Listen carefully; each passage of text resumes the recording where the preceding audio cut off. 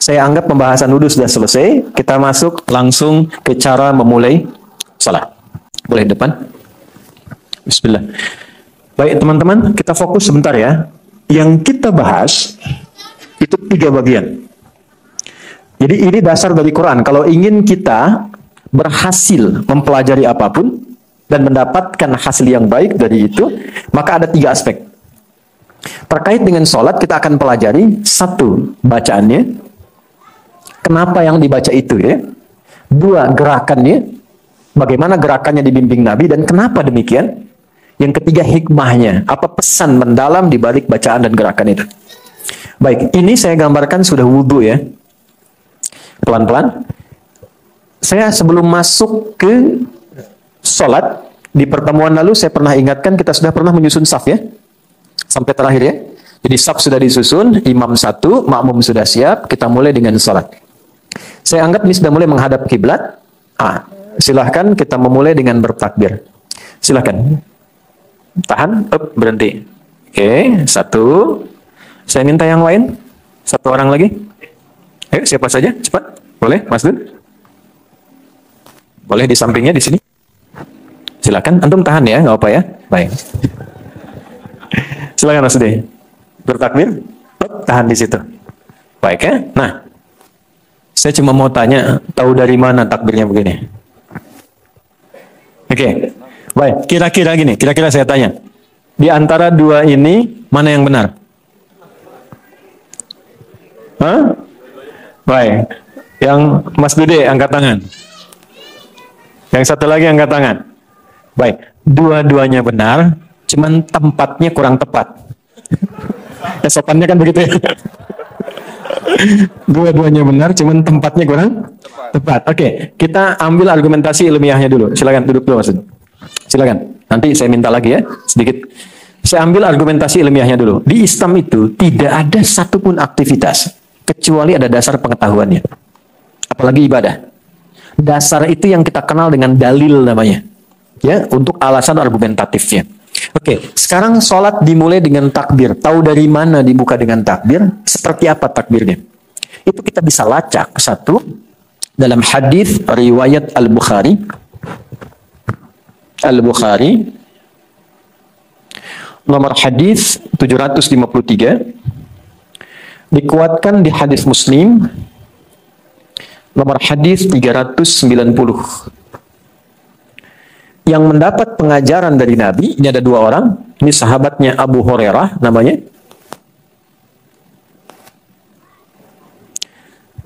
Kemudian yang kedua ada Abdullah bin Umar, putranya Umar bin Khattab radhiyallahu taala anhuma. Abdullah bin Umar.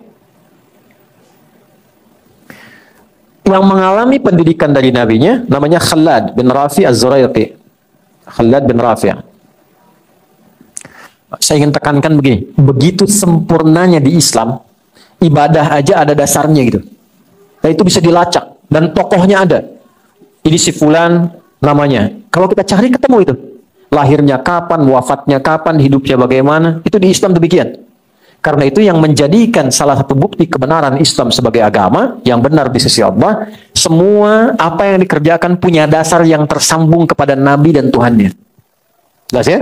Ini menunjukkan Islam itu bukan karya manusia, tapi betul-betul bimbingan kehidupan yang langsung Allah turunkan pada Rasulullah SAW. Secara singkat, Khalid ini masuk Islam. Kemudian ingin menunaikan sholat, tapi baru masuk Islam, belum belajar sholat dengan baik. Dan begitu Nabi memuliakannya, ingat ya, seorang bahkan yang masuk Islam itu nilainya tinggi di hadapan Rasulullah. Ya, itu berapa tingginya Islam memberikan apresiasi pada setiap kebaikan yang didapatkan. Termasuk pelaku maksiat, jangan salah. Orang berbuat maksiat itu Allah berikan kesempatan yang ditunggu sampai tobat di akhir hayatnya. Makanya saya itu tidak senang mencaci orang salah. Saya paling tidak suka, ya. Misalnya mencela orang salah itu saya kurang suka. Yang salah itu diperbaiki, bukan dicela. Minimal kita doakan supaya dia kembali. Itu adabnya dalam Islam. Kenapa? Karena ketika orang maksiat ini dia bertobat, itu naik statusnya menjadi hamba yang dicintai Allah.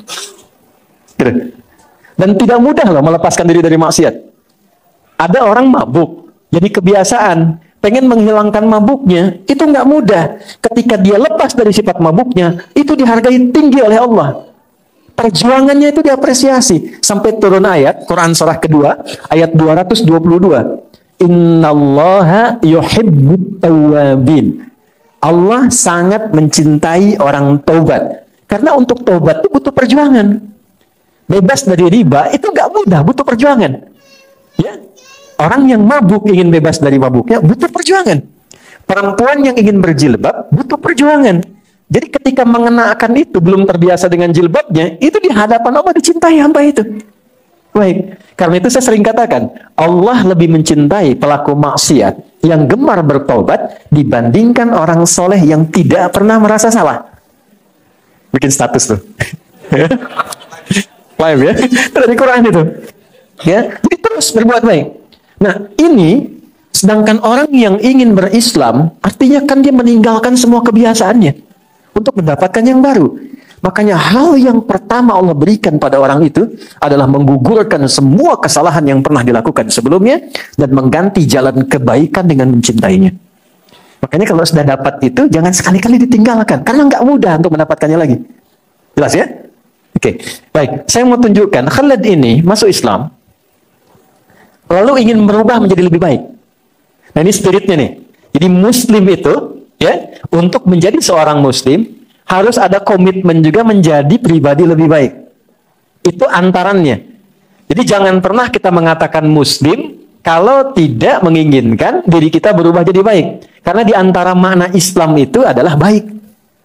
Jelas ya? Jadi tambahkan kebaikan, dan tunjukkan Islam mengajarkan perubahan pada nilai kebaikan. Nah, ini ingin berubah. Lalu dia mencoba masuk ke Masjid Nabi, Masjid Nabawi, dan sholat di samping Nabi. Jadi begitu masuk, Nabi sudah ada sisi lain. Ketika selesai menunaikan sholat, datang pada Nabi. Baik, ketika datang dia mengucapkan salam. Assalamualaikum ya Rasulullah. Masya Allah, Nabi nggak bedakan. Mau ini mu'allaf, mau pelaku maksiat, mau yang lain, datang mengucapkan salam, dijawab oleh Nabi. Waalaikumsalam warahmatullah. Dan selalu jawabannya lebih lengkap daripada penanya. Baik ya? Itu yang dimaksud Quran surah 4 ayat 86. Jadi kalau ada orang berbuat baik, sekalipun dengan salam saja, muliakan ia lebih baik dari apa yang ia berikan. Jelas? Dia datang bawa air putih, kita datang bawa roti. Jelas ya? Dia datang dengan senyuman, kita datang dengan pelukan. Yang mahram ya, bukan istri orang. Baik ya? Oke, dia datang dengan salam, kita jawab dengan yang lebih baik. Baik, apa yang Nabi sampaikan? Waalaikumsalam warahmatullah. Perhatikan baik-baik. Salli, irji' salli fa innaka lam tusalli. Coba kamu sholat lagi. Karena tadi belum benar sholatnya. Sholat lagi. Singkatnya mengulang sholatnya sampai 3 kali, komentar Nabi masih sama. Maka dia berkata, nah ini penting sekali, tolong garis bawah ya. Ya Rasulullah, ma uhsinu ghairah, alimni. Saya ulang. Ya Rasulullah, ma uhsinu ghairah, alimni. Paham? Tidak. Ya Rasulullah, saya tidak bisa menunaikan yang lebih baik lagi daripada ini. Mohon ajarkan saya. Nah, kalimat mohon ajarkan saya ini, kata para ulama hadis, memberikan kesan yang dalam. Kalau memang ada kelemahan, jangan tutupi kelemahan itu dengan pura-pura kuat. Cari solusi. Kalau tidak tahu bertanya, kalau tidak paham konsultasi, supaya kesulitan itu tidak dipendam sendiri. Orang yang terus memendam kesulitan tanpa solusi, maka mengakumulasi kesulitan itu bahkan menyakiti dirinya. Bisa beri contoh. Ini apa? Beratnya kira-kira berapa? Saya ulang ya. Ini spidol beratnya kira-kira berapa? 100 gram. Oke. Singkatnya ringan nggak? Belum tentu. Lihat ini. Pegang terus begini. 10 menit mulai berat. 30 menit makin berat. Pegang seharian. Tangan bengkak kan? Masalah kecil itu, kalau terus dipendam, dipegang, nggak pernah diselesaikan, ujung-ujungnya hanya menyakiti fisik saja. Semakin berat, walaupun dia kecil. Tapi kalau Anda tempatkan spidol di tempatnya, dan kalau tak paham bertanya pada orang yang paham, itu akan mengurai setiap yang kecil menjadi sesuatu yang tidak bernilai. Paham? Baik. Maka beliau tanyakan, dijawabnya oleh Nabi, idza qumta ila shalah, kalau engkau ingin salatnya benar, terkoneksi baik dengan Allah, satu, asbighul wudu, sempurnakan dulu wudu. Kita sudah belajar kemarin. Dan ingat puncaknya, orang wudu itu minimal, kalau belajar benar dari wudunya, maka merubah keadaan dirinya menjadi lebih baik. Karena wudu itu seakar dengan kata bau. Bau itu artinya cahaya. Seakar juga dengan makna husnu wan nadhafah, artinya baik dan bersih. Jadi kalau rajin berwudu, itu tipikal karakteristik orang yang senang tampil bersih. Kalau paham makna wudu, wudu merubah dia menjadi lebih baik. Ada aura tampak yang lebih bagus. Makanya Nabi sering katakan jaga wudu, jaga wudu, jaga wudu. Ya, maaf kalau orang berwudu itu mau berdusta nggak? Ya, minimal dia tahan tuh. Kenapa? Dia malu dengan wudunya. Itu yang dimaksud oleh Nabi, jaga wudu. Artinya apa? Dalam wudu pun ada dampak pada perilaku kita lebih baik. Jangan sampai menghadap Allah dalam kondisi yang tidak baik. Ya kan? Mohon izin ya, maaf dengan kalimat ini. Masa sih mau menghadap Allah dengan lisan yang baru mencaci orang lain? Apa nggak malu? Allah aja maaf. Ini ada orang baru mencela orang, ya, kemudian sholat. Maka dibersihkan itu dalam wudu. Makanya di hadis Muslim, dengan air yang masuk ke mulutnya, air membersihkan kotoran fisiknya, airnya jatuh membersihkan kotoran kias di lisannya. Sambil taubat dia. Makanya di ujung setelah wudu, apa doanya? Allahumma ja'alni minat tawabin. Ya Allah, aku tobat dari perbuatan salah yang melekat pada bagian tubuhku. Makanya yang dibasuh, coba teman-teman lihat. Yang dibasuh, yang diusap dalam wudu, bukankah semua anggota tubuh kita yang secara fisik berinteraksi?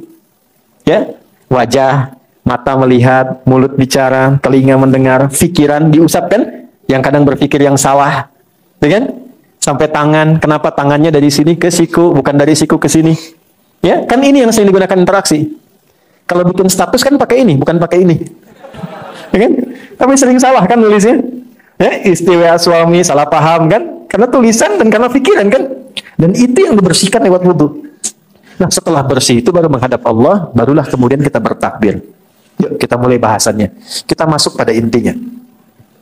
Famastaqbilul qiblah, menghadaplah ke arah kiblat. Baik. Fakabbir, lalu mulai bertakbir. Bagaimana cara bertakbirnya? Hadis Muslim nomor hadis 390. Ibnu Umar radhiyallahu taala anhuma, yang menyampaikan informasi ini namanya sahabat junior Ibnu Umar. Ya, nanti teman-teman yang ikut umrah saya tunjukkan tempatnya. Kalau di Mekah di sebelah mana, di Madinah di mana. Setelah masuk Islamnya, ya. Umar bin Khattab kemudian punya anak, bagaimana mengelola atau mendidik anak-anaknya supaya jadi tumbuh baik. Nabi mengangkat kedua tangannya. Riwayat pertama, rafa'a yadaihi hadwa mankibaihi, sejajar dengan bahunya. Oke, silakan. Oke, Mas, masuk lagi. Ini tadi contoh pertama. Hadwa mankibaihi, sejajar dengan bahunya. Yang tadi, jangan dirubah. Ini ya. Nah, teman-teman, ini tadi saya katakan sudah benar. Cuman posisinya kurang tepat. Hadwa itu dalam bahasa Arab, artinya adalah sesuatu yang berhadapan atau di depan. Sejajar. Bahu kan ini ya. Ini bahu nih. Berarti sejajar itu di sini. Masuk. Ya. Jadi bukan di sini. Kalau ini di samping namanya. Di samping bahu. Jelas ya? Nah, yang tepat itu ini, sejajar di sini. Seperti ini kurang lebih. Jelas? Jadi Allah gini ya. Dan tidak perlu terlampau kaku, kan masih hidup. Oke, satu. Jelas ya? Ini. Oke. Ini satu.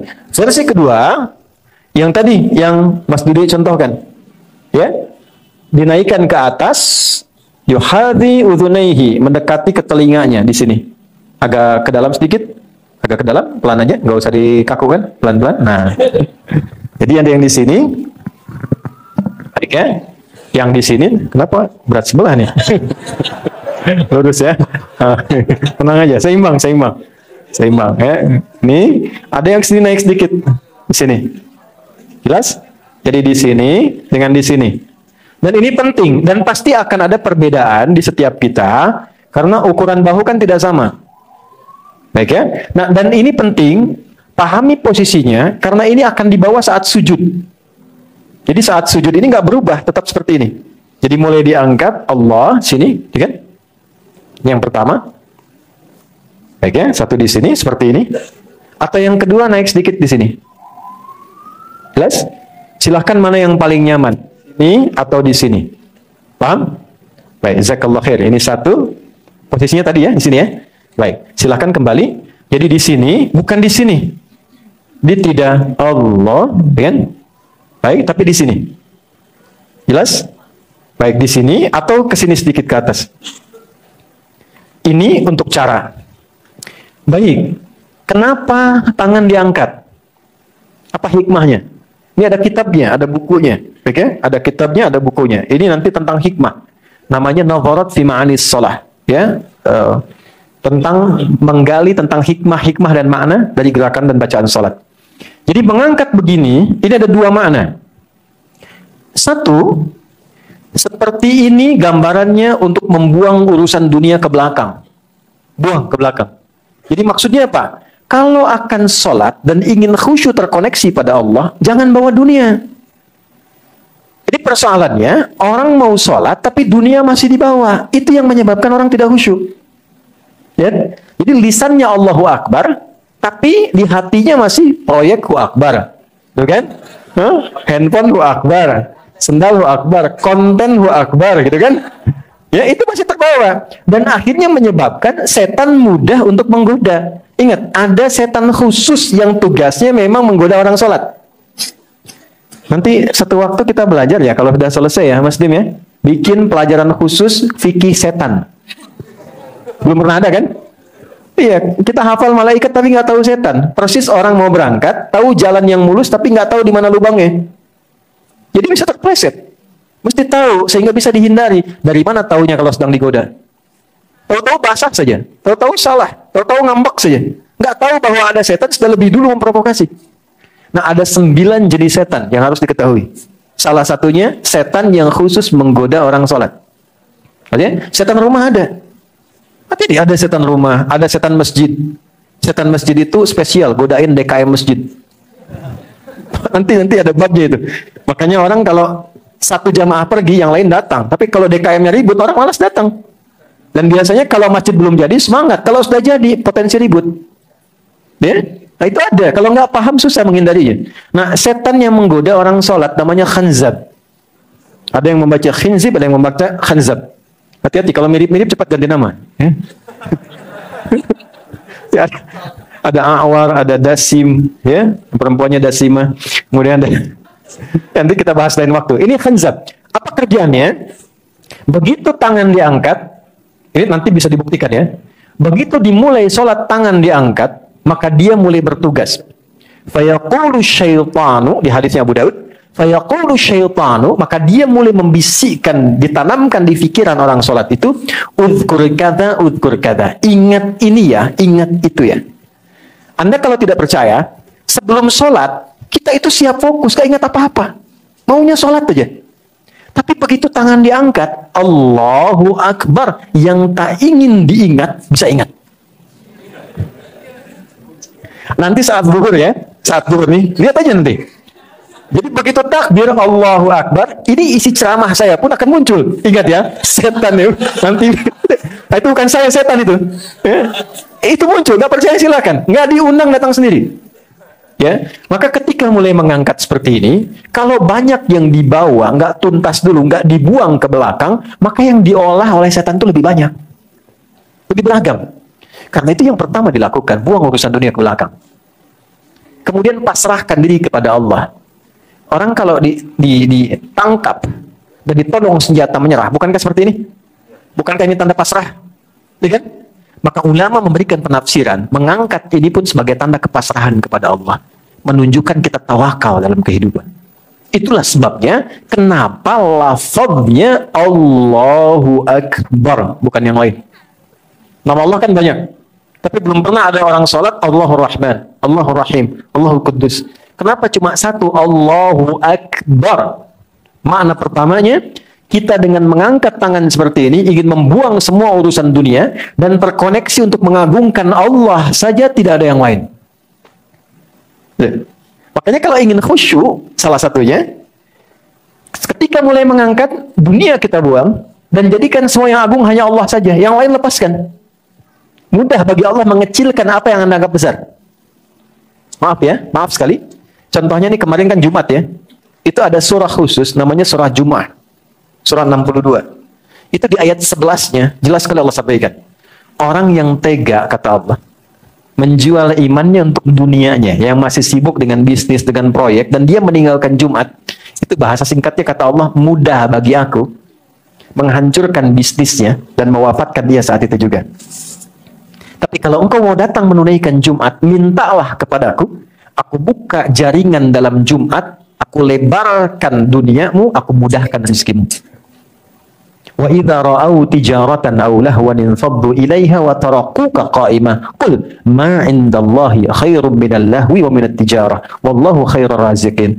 Hei, bukankah engkau tahu aku yang memiliki rezeki? Aku yang mengatur segalanya. Kenapa engkau tinggalkan Jumat untuk mengejar dunia yang engkau tahu aku pemberinya? Okay? Maka mudah bagiku untuk memberikan kepadamu atau menghancurkan pekerjaanmu saat ini dan mewafatkan kau saat itu juga. Ya, maka dari itu saat terkoneksi dengan Allah, abaikan yang lain karena kan yang punya semuanya Allah. Itu gambarannya. Baik ya. Yang kedua, mohon izin. Ini yang paling dalam sekali. Ini yang paling dalam. Kadang-kadang ada orang sholat masih membawa status sehingga merasa besar saat dia memulai sholat. Status dengan kedudukan, status dengan harta benda, status dengan popularitas, status dengan keilmuan, sehingga tanpa dirasakan begitu dia mulai bertakbir, kebesaran itu terbawa, ya, dan lupa bahwa yang paling agung itu Allah. Atau yang ketiga, status maksiatnya, dia bawa maksiat menjelang sholat dan merasa nyaman dengan itu. Coba cek di handphonenya masing-masing. Jangan sampai ketika mau sholat dalam handphonenya itu isinya apa yang tidak Allah sukai. Aurat yang tampak, hal yang tidak baik, apalagi membawa perangkat yang tidak benar, lalu dibawa dalam sholat dan mengatakan Allahu Akbar. Itu akan sulit membawa kehusyuan. Maka dari itu apa yang harus dilakukan? Begitu mulai menghadap kiblat, yakinkan pada diri kita bahwa saatnya terkoneksi dengan Allah, buang urusan dunia ke belakang dan rasakan boleh jadi bila ajal tiba Allah bisa mewafatkan dalam keadaan kita sedang bertakbir kepadanya. Ya. Masih ingat ayat yang dulu? Wa annahum ilaihi raji'un. Kalau memang merasa pengen khusyuk, bayangkan mungkin dipanggil saat kita terkoneksi dengan Allah. Jelas? Oke, satu.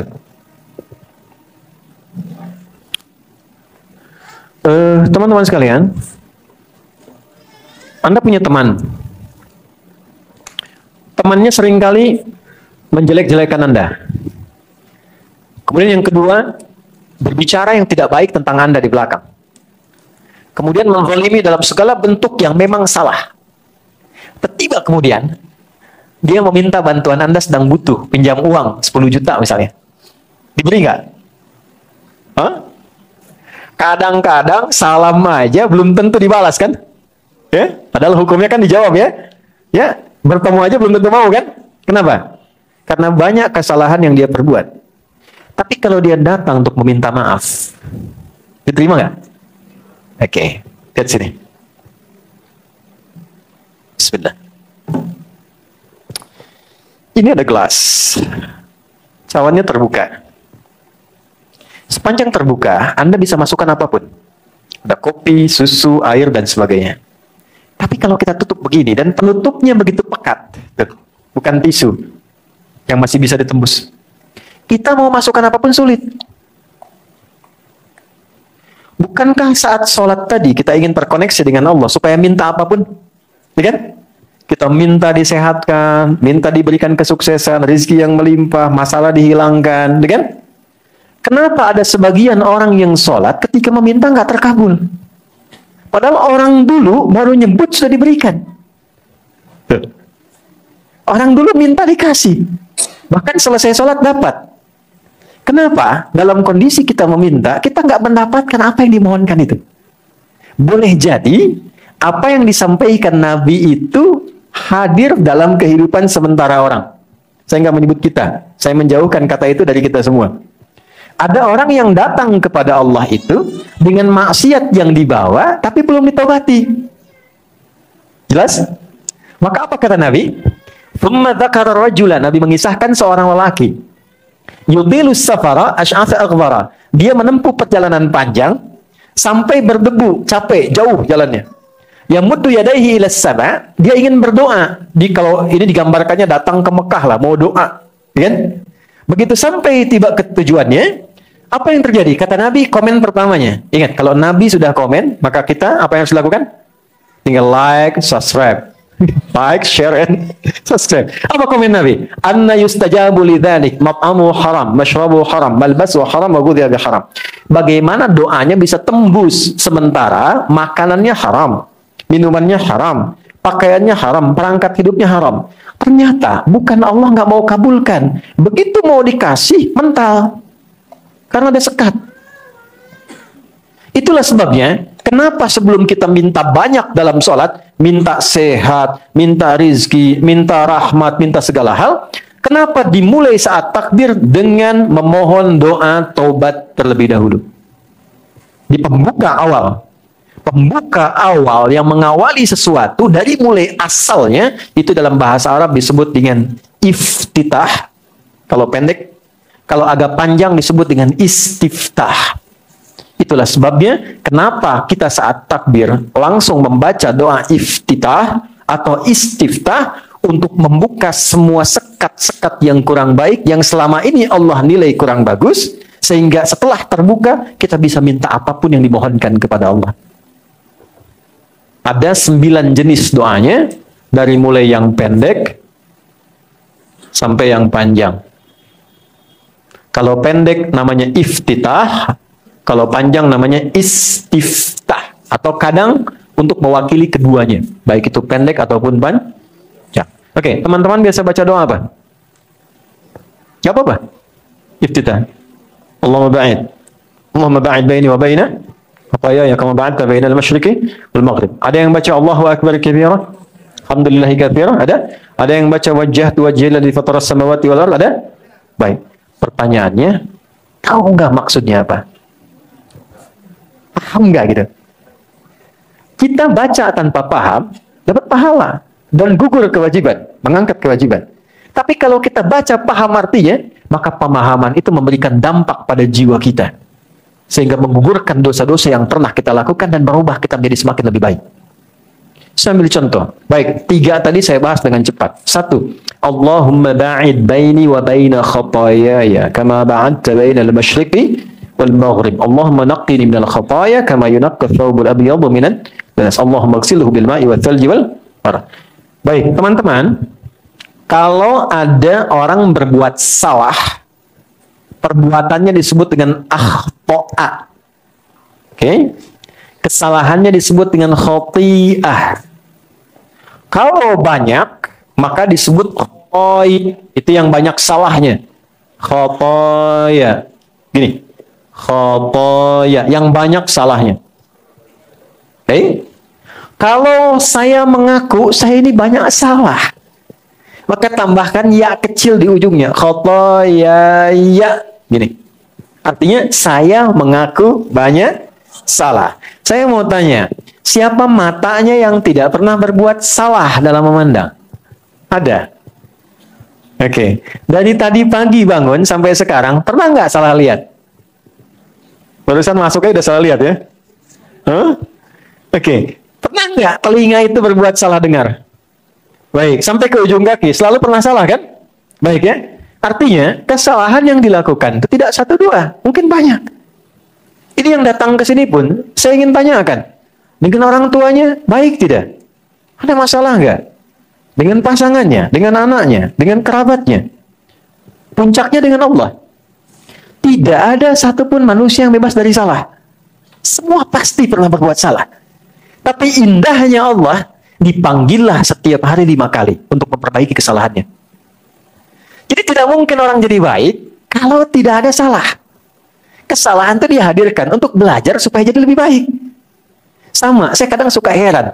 Orang berdoa minta sabar, tapi saat dikasih jalannya tidak menerima.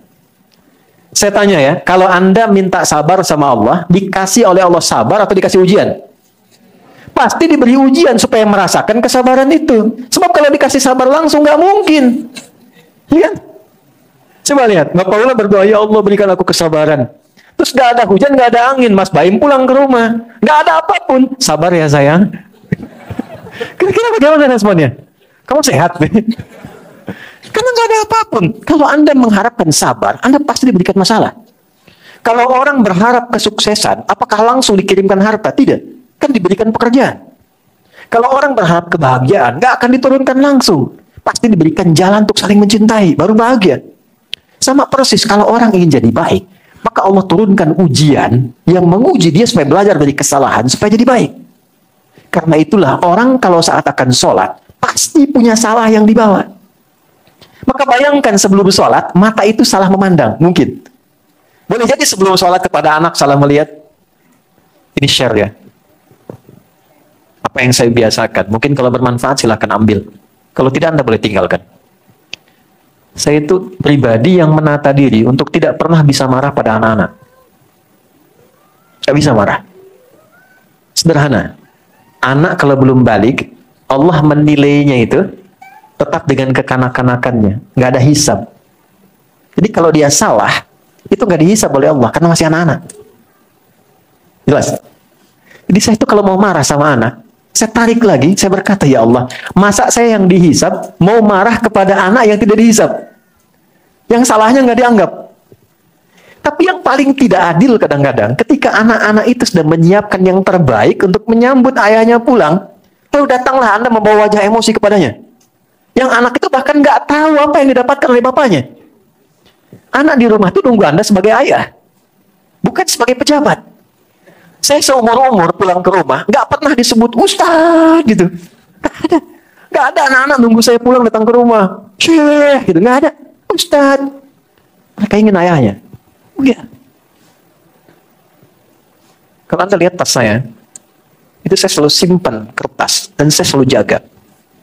Di dalamnya ada satu yang anak saya buat perempuan. Dia tuliskan, dia gambar love, dituliskan di atasnya, I love you Buya. Buya adalah Buya terbaik yang Allah kirimkan menjadi ayahku. Dan itu dia susun menunggu ayahnya pulang. Bahkan dia jaga tidurnya. Maka siapa saya kemudian datang tiba ada masalah dengan jamaah langsung pelotot di anaknya. Dan dia menyambut di depan pintu kan, depan rumah itu. Saya pernah tunggu saat Amil usia 2 tahun, anak saya pertama. Itu nunggu di depan rumah, di pintu, sampai setengah 11 malam. Anak usia 2 tahun, mau masuk 3 tahun.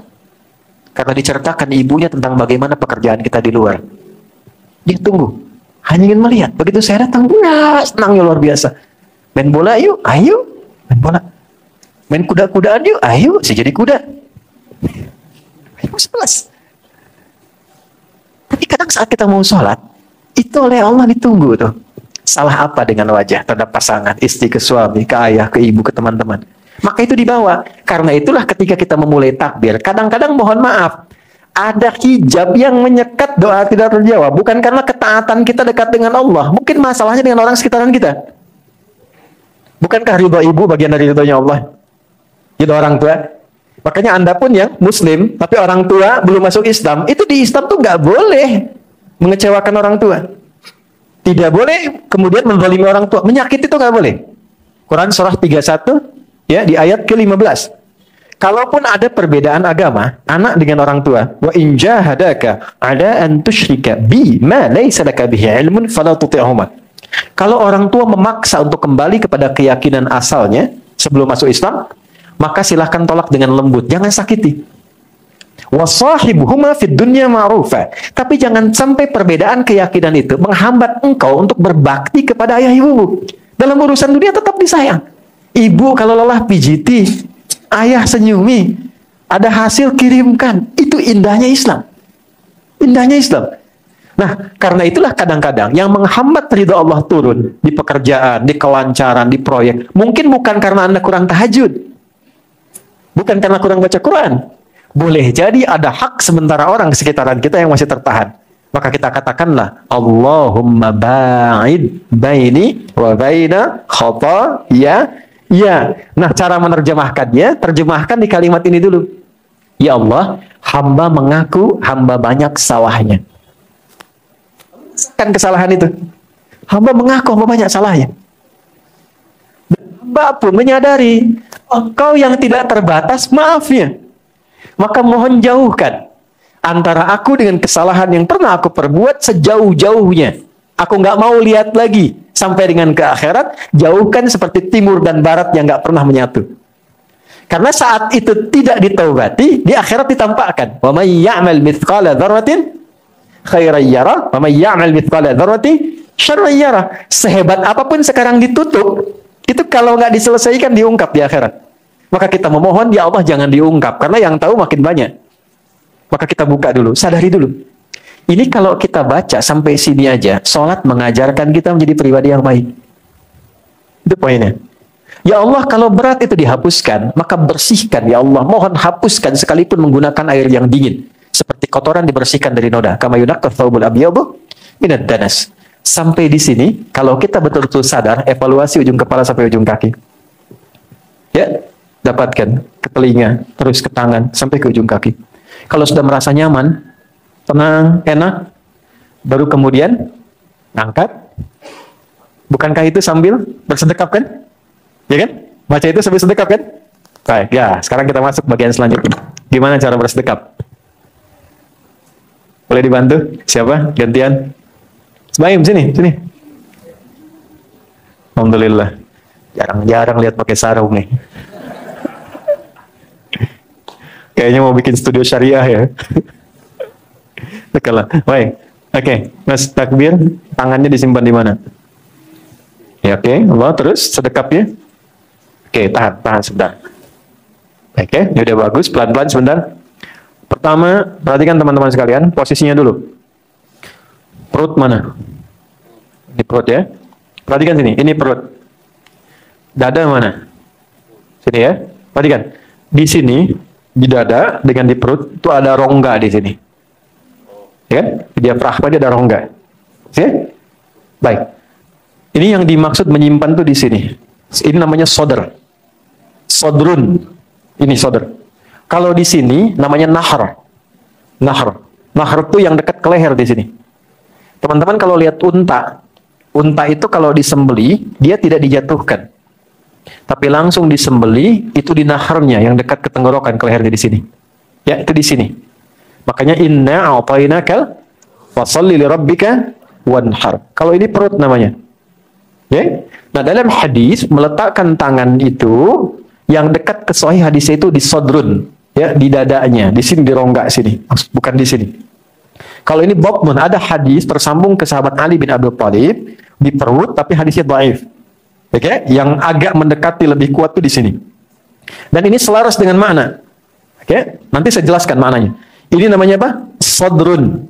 Jamaknya sudurun. Oke, pelan.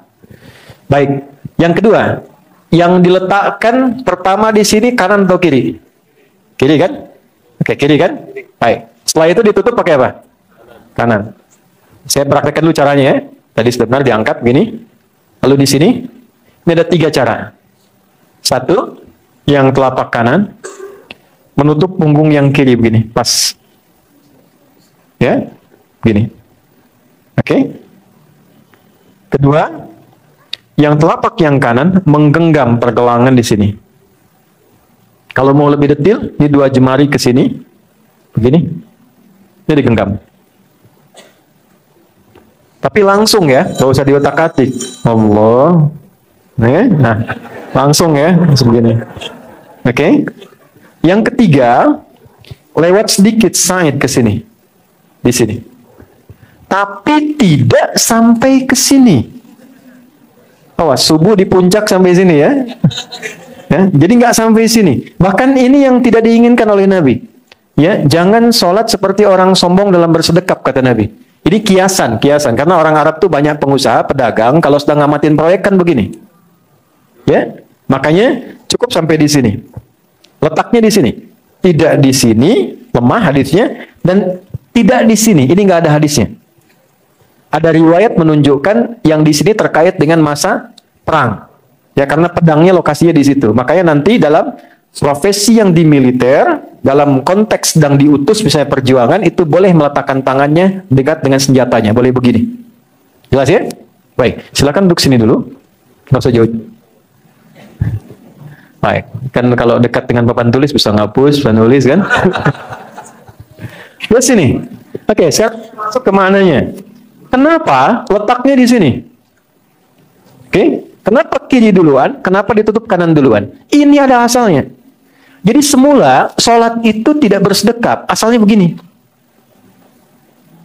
Dan jangan semua yang sholat begini diartikan tidak. Nggak semua Syiah begini. Ya, tidak semua yang sholat begini Syiah. Di Sunni ada. Di Sunni ada dan riwayat asal, terutama dari Imam Malik. Makanya yang mazhab Maliki itu sekarang, dulu di Madinah, itu Maliki. Kemudian sekarang dikembangkan di Afrika Utara, khususnya di Libya, Tunisia, Maroko, khususnya itu Maliki. Nyebrang sedikit ke Italia, Spanyol itu Maliki. Jadi kalau mereka sholat, Anda ke Mekah, ada yang sholat begini, Allahu Akbar, itu mengamalkan riwayat pertama. Dan jangan ditanya, hello, how are you? Dia sedang sholat. Tiba-tiba takbir kok. Ya. Saya pernah masalahnya dulu, saat pertama ke Tripoli, teman saya, dia Maliki ya. Saya nggak tahu karena masuk masjid kan, samping. Saya baru masuk juga. Kita masih berdiri kan, duduk begini, samping. Apa kabar? Kemana aja kamu? Allahu Akbar. Orang lokal. Kita halik selamina kanta. Allahu Akbar. Baik. Ini kenapa kemudian tiba ada riwayat untuk sedekah? Mulanya turun Quran surah 11 ayat 114. Asal mulanya ayat ini turun karena ada orang yang berbuat salah. Berkonsultasi ke Nabi ingin taubat. Tapi perhatikan cara konsultasinya. Ya Rasulullah, saya salah. Saya baru berbuat salah. Tolong hukum saya sekarang. Coba Anda bayangkan. Di sahabat itu begini cara berpikirnya. Mereka menyadari bahwa betapapun kegiatan di dunia ini menggembirakan, hasilnya itu luar biasa, dapat kemewahan, tapi mereka menyadari semua akan ditinggalkan. Yang abadi cuma akhirat. Dan ini bisa kita jadikan pegangan. Dan tampak, apalagi di sini dekat kuburan kan. Ya kan? Ya, Mas Bayu mungkin kan sering main di situ kan. Lihat-lihat aja. Coba di kuburan itu ada nggak yang dibawa ke situ? Tadi barusan ada yang dikuburkan, saya nggak pernah lihat dikuburkan dengan mobilnya. Ya, atau handphone terbaiknya. Tetap dia membawa tubuhnya saja. Dan bagi seorang muslim cuma 2 kain untuk laki-laki, kafan, dan 3 untuk perempuan tambahan kerudung. Dan tolong saya ingatkan dari sekarang ya, kafan itu nggak ada kantongnya. Untuk memberikan kesan bahwa yang dibawa bukan dunia. Nah, sahabat itu berpikirnya, saya khawatir lebih baik dihukum sekarang daripada di akhirat dihukum. Karena pada akhirnya segala kemewahan dunia pun akan ditinggalkan. Tapi bukan dilarang hidup mewah. Yang passionnya ingin dengan harta, justru diminta oleh Quran dan hadis sekaya-kayanya. Supaya bisa ibadah dengan hartanya. Kalau belajar sepintar-pintarnya. Supaya bisa ibadah dengan ilmunya. Jadi kalau Anda usaha, jangan nanggung. Sampai tingkat tertinggi. Jadi ada 3 tingkatan kekayaan itu. Kaya banget, kebangetan kayanya. Itu yang ketiga tuh. Ya, sampai yang ketiga, kalau nggak dapat tuh, gimana bisa infak? Gimana ngajarin sedekah? Gimana zakat? Gimana haji? Gimana menghajikan orang? Mengumrahkan orang? Jadi sahabat tuh nggak tanggung. Dulu passion itu diambil oleh Abdurrahman bin Auf. Ya. Kemudian ada Uthman bin Affan. Teman-teman, kemarin waktu riset kami, saya itu riset. Jadi saya tuh terima honoris causa kemarin. Ya bukan untuk gelar-gelar, saya tidak terlalu peduli dengan itu. Yang nawarkan itu sudah beragam. Dalam dan luar negeri. Tapi kenapa saya terima UMJ kemarin itu? Karena begitu profesional memberikan itu, sampai 2 tahun prosesnya. Diriset semuanya, layak tidak. Setelah itu, diminta membuat karya ilmiah. Lalu itu diuji di kalangan profesor. Betul nggak layak nggak karya ilmiah itu dapat itu? Diteruskan ke dikti. Itu prosesnya 2 tahun. Setelah itu baru kemudian dianugerahi. Makanya di UMJ cuma 2 yang dapat honoris causa sampai dari berdiri sampai sekarang. Yang pertama Bung Karno, Presiden Indonesia pertama. Kedua, kami kemarin itu. Ya, dengan panjangnya proses itu. Nah, yang mau saya katakan adalah, kembali kepada apa yang tadi kita ulas itu, Dalam pendalaman kami, dari pendidikan Nabi kepada sahabat, itu Nabi mendidik seorang sampai kaya yang asetnya nggak nanggung. Zubair bin Awam, itu sampai wafat, beliau punya aset yang kalau dikonversi ke kita, dulu, itu nilainya 1 miliar dolar, dulu. Lalu saya coba hitung, kalau dikonversi ke sekarang yang 1 miliar dolar, itu keluar angkanya 72.000 triliun. Jadi Elon Musk yang kemarin baru dinobatkan lagi jadi orang terkaya di dunia, itu baru 1/24-nya. Ya, 1/24-nya. Itu Zubair bin Awam tuh sampai segitu. Tapi kekayaannya dipakai apa? Kita belum pernah dengar Zubair bin Awam pamer. Belum pernah dengar Zubair bin Awam ria misalnya. Gak ada. Dan semua mengakui beliau kaya. Abdurrahman bin Auf lebih dahsyat lagi. 3 kali lipat hartanya Zubair. Jadi kalau 72.000 triliun dikali 3, itu hartanya Abdurrahman bin Auf. Apa yang beliau lakukan? Ibadah dengan hartanya. Sampai Sayyidah Aisyah pernah komen. Ketika satu kali ada 600 kafilah. Kalau kita sekarang 600 truk isinya emas semua. Emas, mutiara, berlian. Datang dari satu sektor bisnisnya Abdurrahman bin Auf. Dari sekian banyak. Begitu datang, kata Sayyidah Aisyah, inilah Abdurrahman bin Auf. Yang kata Nabi masuk surganya dalam keadaan dihisab cukup betil. Maka ketika mendengar itu, apa kata beliau? Saya sodakohkan semua 600 itu kepada semua penduduk Madinah. Tuh. Kaya banget, tapi masuk surga juga. Yang repot kan miskin, gak jelas kan? Si kaya masuk surga juga. Utsman bin Affan masih ada sekarang hotelnya. Bisa tunjukkan, ada aset. Beliau itu gak beli hotel, cuman beli sumur yang dimonopoli oleh Yahudi. Beli kebunnya. Sekarang lokasi itu setelah diwakafkan, dialih fungsikan jadi hotel. Dinamakan wakaf Utsman bin Affan. Hasilnya disimpan di rekening. Nama rekening yang Utsman bin Affan. Anda bayangkan, sudah wafat 15 abad yang lalu, punya rekening di Bank Saudi namanya Utsman bin Affan. Kita masih hidup, rekeningnya belum ada kan? Jadi nggak usah nanggung. Kalau kaya, sekaya-kayanya. Cuman jelas tujuannya. Antum bangun ini untuk apa? Kalau cuma pengen mewah, yang belum beriman pun bisa. Lebih mewah daripada ini. Kalau cuma pengen pintar, banyak di luar sana yang bahkan dapat Nobel. Tapi nggak jelas tujuannya. Kalau cuma dapat kedudukan, ya silahkan, semua orang bisa dapat. Mau jadi apapun, legislatif, yudikatif, eksekutif, bisa. Tapi tujuannya apa? Nah, Islam itu memberikan nilai, value dalam Islam itu tinggi. Ya, kita harus dapat jadi sesuatu. Maka diajarkanlah dalam proses sholat itu, bagaimana caranya dalam konteks kehidupan kita bisa mendapatkan nilai yang baik sisi Allah. Orang ini datang mengatakan, dia punya value dalam dirinya. Ya, dia lihat ke depan. Ya, dia look forward, ke depan ada apa nih setelah saya tinggalkan. Maka dia katakan, ya Allah, saya ingin tobat. Datanglah ke Rasulullah. Rasulullah itu sederhana. Kalau beliau mintakan ampun, selesai, diampuni semua dosanya. Maka ketika minta ampun itu, ya Rasulullah, hukum saya salah. Saat akan menunaikan sholat, dalam riwayat sholat zuhur. Maka kata Nabi, tunggu nanti habis sholat aja. Ya, tunggu habis sholat aja. Dan hebatnya, Nabi tidak mempublikasikan kesalahannya. Itu dahsyatnya Rasulullah tuh. Jadi kalau ada orang salah, itu antara beliau saja dengan beliau. Dan kalau ada orang salah di pertemuan, misalnya ini, luas ya, itu oleh beliau tidak ditunjuk ke orang, tapi dibikin umum kiasannya. Sehingga tidak ada yang merasa dipersalahkan.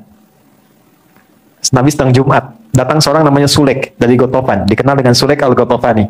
Masuk masjid langsung duduk. Orang tahu kalau masuk masjid mau itikaf, sholat dulu 2 rakaat. Nabi tidak menunjuk itu salah atau tidak, tapi Nabi membuka dengan kalimat umum. Sahabatku semua, kalau kalian ingin mendekati Allah di masjid, ingin itikaf sementara, maka akan lebih baik kalau sholat dulu 2 rakaat, baru kemudian duduk. Tanpa menyinggung siapapun. Baru kemudian beliau sholat.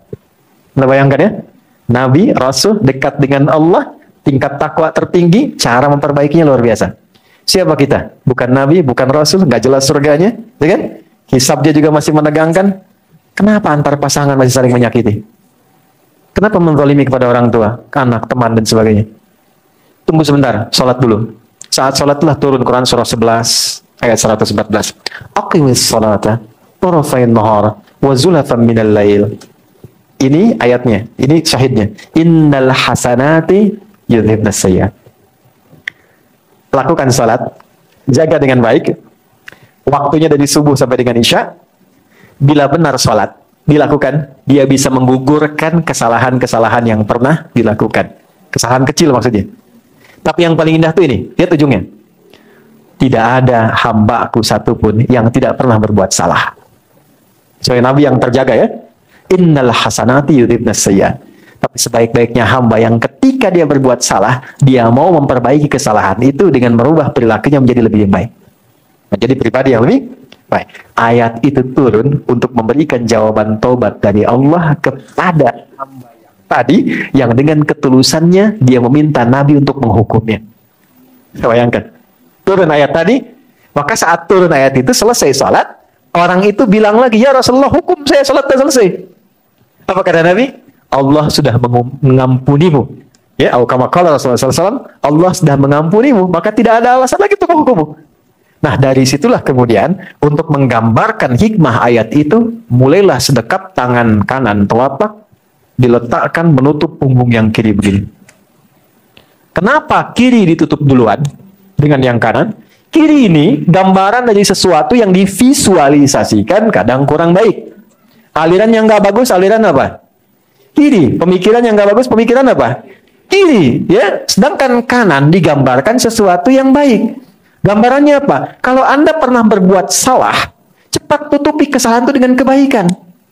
Maka kalau kita perbanyak kebaikannya, yang salah ini akan dilupakan. Siapa sekarang yang mengingat Umar dengan mabuknya? Nggak ada. Yang mengingat Umar dengan premanismenya? Nggak ada. Umar itu sebelum masuk Islam, pekerjaannya satu, nantangin orang. Kalau berani dengan saya, ketemu di tempat A, bukit B, tapi sebelum datang, pamit dulu pada ibu yang telah melahirkan karena dia akan pulang tanpa nama. Umar. Mabuknya minimal 5 kali sehari. Dan itu mabuk yang paling amatir. Betul, di jahiliyah itu yang paling amatir 5 kali sehari. Itu jahiliyah. Tapi setelah masuk Islam, ayat-ayat tentang larangan mabuk, kalau sekarang mirasan 3, itu turun karena permintaan Umar. Ya Rasulullah, tidakkah Allah sudah menurunkan ayat larangan untuk khamar, melarang mabuk? Ya, turun 1, 2, sampai 4 tahap turun seketika. Itu karena Umar minta. Gitu, hikmahnya gitu ya. Kemudian yang paling tinggi apa? Setelah masuk Islam, menjadi lebih baik. Ditutupi semua yang jelek ini dengan semua perbuatan baik. Dia tobat, beliau tobat, hilang jeleknya, yang baiknya muncul semua. Bukankah sekarang tidak ada satu ketika disebutkan nama Umar, terbayang semua kebaikannya? Belusukannya, ketegasannya, kejeniusannya, dan sebagainya. Sebutkan satu nama aja, Khalid bin Walid. Ketika disebutkan Khalid, yang terbayangkan panglima hebat. Memenangkan pertempuran terus. Singa Allah, pedangnya luar biasa. Apa lupa bahwa beliau itu dalam perang Uhud pernah menjadi musuh Nabi? Ya kan? Yang menyebabkan Hamzah paman Nabi itu wafat. Tapi itu ditutup semuanya, hilang. Apa yang terjadi? Hamzahnya masuk surga, Khalidnya bahkan diapresiasi tinggi oleh lisan Nabi SAW. Dua-duanya mendapatkan kemuliaan. Jadi maaf, begini ini maksudnya, gak pernah ada orang suci itu. Dan gak pernah ada orang yang gak pernah salah. Pasti pernah salah. Tapi selalu terbuka peluang menjadi lebih baik. Ya, caranya banyak. Termasuk kesini pun, itu bagian dari kebaikan. Makanya tempat seperti ini untuk belajar disebutnya majlis. Majlis itu apa? Majlis itu dari jalasa. Tempat yang mengangkat orang menjadi lebih tinggi. Jadi kalau Anda duduk di bawah, saya minta ke atas. Itu orang Arab mengatakan ijlis. Tempatnya majlis. Kenapa tempat menuntut ilmu disebut dengan majlis? Karena ia akan mengangkat orang yang hadir ke situ ke derajat yang lebih tinggi dalam pandangan Allah Subhanahu wa taala. Makanya nggak semua orang bisa hadir. Jadi berbahagialah ketika Anda sudah berada di tempat seperti ini. Itu bukan karena mungkin Basma yang undang atau saya mungkin yang mengisi, bukan. Kalau Allah nggak menghendaki, nggak mungkin ada di sini. Demi Allah saya katakan, saya pun tidak tahu siapa yang datang. Dan mungkin yang tahu pun belum tentu bisa datang. Tapi kenapa harus Anda yang dipilih? Perhatikan hadis Nabi. Perhatikan hadis Nabi.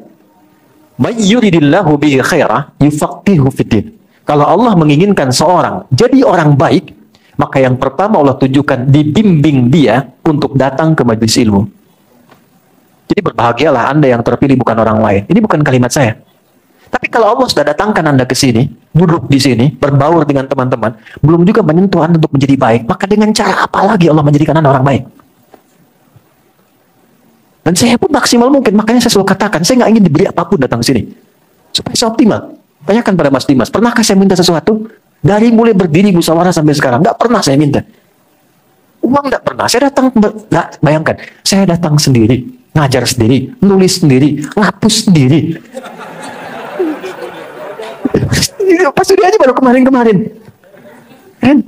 Nggak, saya pengen sempurna ketika ditanya oleh Allah, ya Hadi, ya Hidayat, si Fulan bagaimana? Hadir di musyawarah. Ya Allah, Engkau Maha tahu. Saya datang, saya tak minta apapun, saya terangkan maksimal saya berikan. Karena itu mumpung Anda ada di sini, kalau saya belum maksimal memberikan Anda untuk dekat dengan Allah, sampaikan pada saya di sini. Dengan cara apa lagi saya mesti membimbing Anda? Maka ketika Anda sholat, bayangkan kasih Allah diletakkan di tangan kanan ini. Nggak ada yang sempurna. Tapi Allah berikan harapan menjadi orang baik. Tutup ini. Mau sampai kapan begitu? Selalu terbuka peluang. Kalau bisa mendapatkan dengan cara yang baik, kenapa memilih yang tidak baik? Dan semua ada babnya. Anda silakan mau jadi public figure, bikin konten dan macam-macam, silakan saja. Semua terbuka. Kalau Anda membuat status yang baik bisa dilakukan. Kenapa membuat konten yang aneh-aneh? Membuat cerita yang aneh-aneh. Toh yang baik pun akan dilihat juga. Manfaatnya ada. Maka tadi, ini kanan, ini kiri, tutup. Dan kenapa letaknya di sini? Sodrun, jamaknya sudur. Nah, sudur itu pintunya setan. Ingat? Satu-satunya surat dalam Al-Quran yang paling favorit dan dihafalkan hampir semua orang Islam di muka bumi. Surat An-Nas.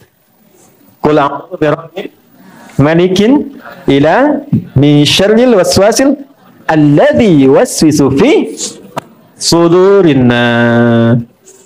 Sudur jamanya sodrun.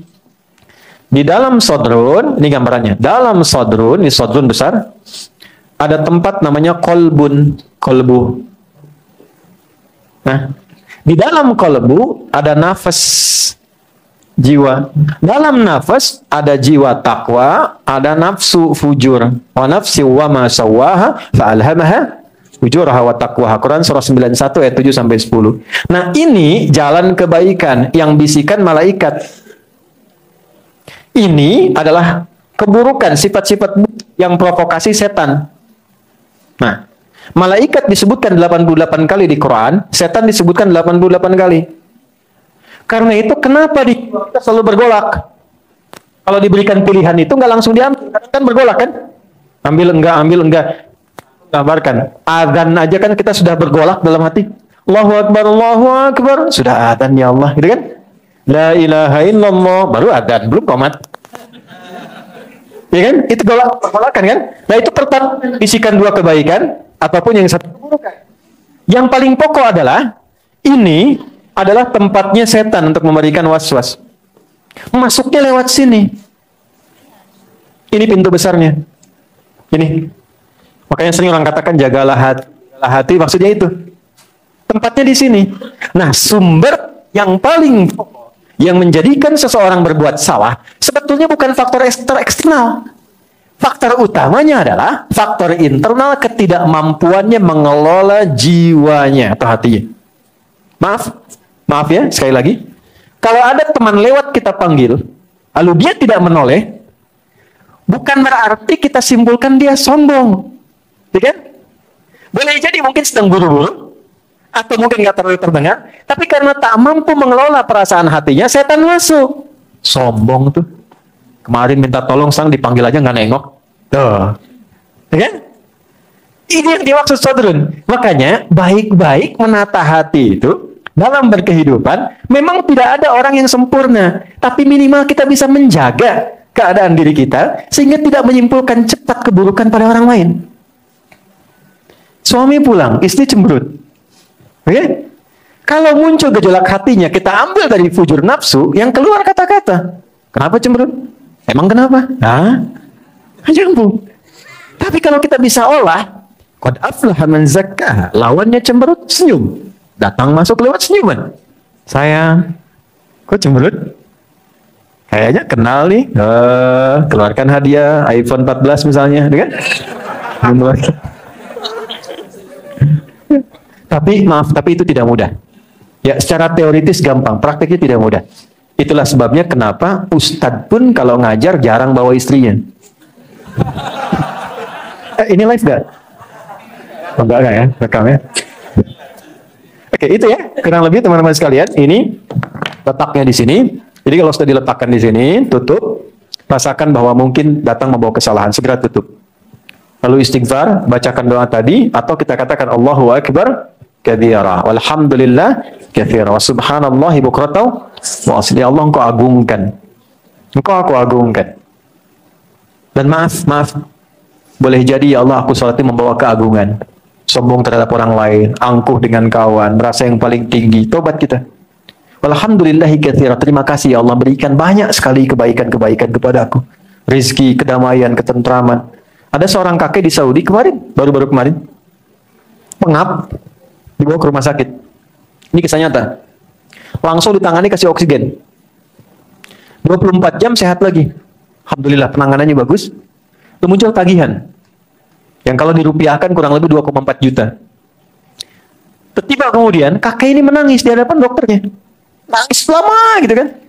Kata dokternya begini, "Kek, nggak apa-apa. Kalau memang bayarnya terlalu mahal, disampaikan saja. Mungkin kami bisa koreksi." Apa jawab kakeknya? "Demi Allah, kalaupun engkau tagih 2 kali lipat dari ini, saya masih bisa bayar. Yang saya sedihkan itu, saya ini hidup 74 tahun.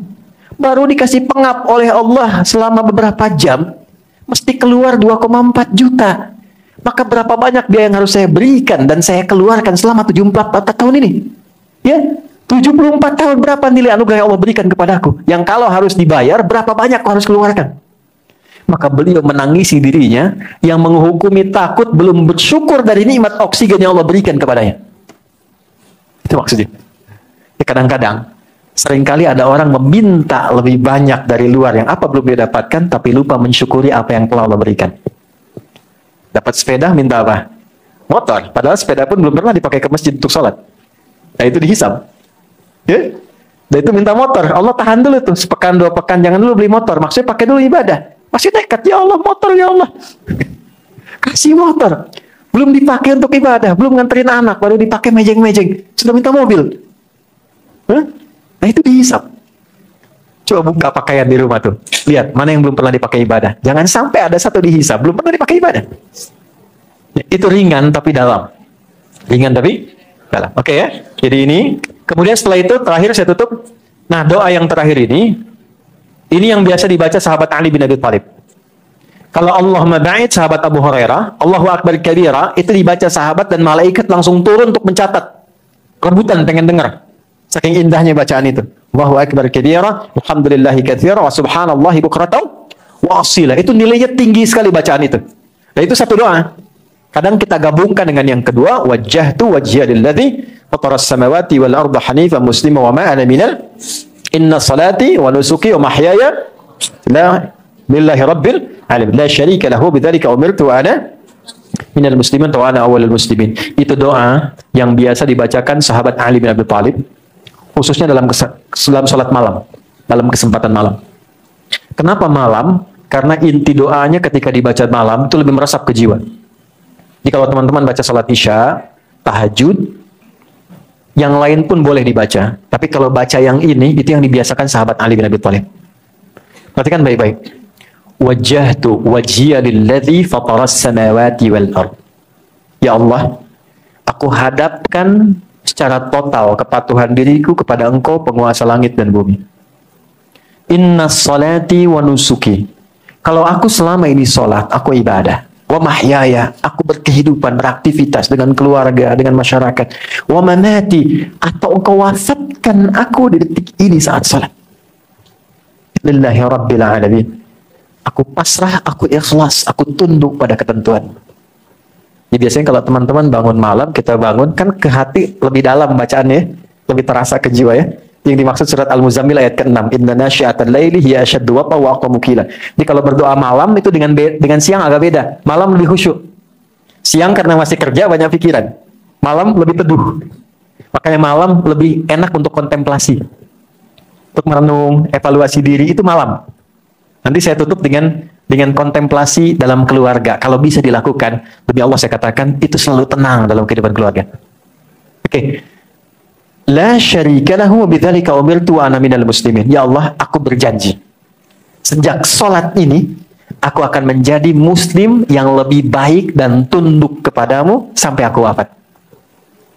Jadi kalau baca doa iftitah ini yang wajah itu sampai akhir, kita itu sedang berkomitmen selepas sholat jadi lebih baik. Kita jadi suami yang baik, istri yang baik, anak-anak yang baik. Nanti ukuran kebaikannya tinggal belajar. Jadi tetangga yang baik, bukan tetangga masa gitu. Ya? Jadi semua ukurannya ada. Begitu itu diturunkan, dan kita sedang berjanji di hadapan Allah. Makanya malu kata para ulama, kok baca wajah tuh begitu selesai sholat kok bermaksiat? Kok bisa selesai sholat saling mencela, ya? Saling menyalahkan, saling merendahkan? Saya bingung kadang-kadang. Ya, di mana nilai keislamannya? Cobalah buka dengan kasih pandangan kasih sayang, bi ainir rahmah. Pada akhirnya kita salah juga. Masa orang yang akan salah harus memvonis kesalahan orang lain? Salah itu perbaiki, tunjukkan, ajarkan dengan lembut, doakan. Dan biarkan Allah berjalan dengan takdirnya. Jadi, kalau hidup seperti itu damai kita. Baik ya. Nah ini sampai iftitah. Baru kalau ini sudah terbuka, sudah lapang, sudah enak, baru baca Al-Fatihah. Dengan maknanya. Nah itu cepat, kalau sudah terbiasa cepat kita. Makanya baca Al-Fatihahnya pun setelah hati merasakan ketenangan.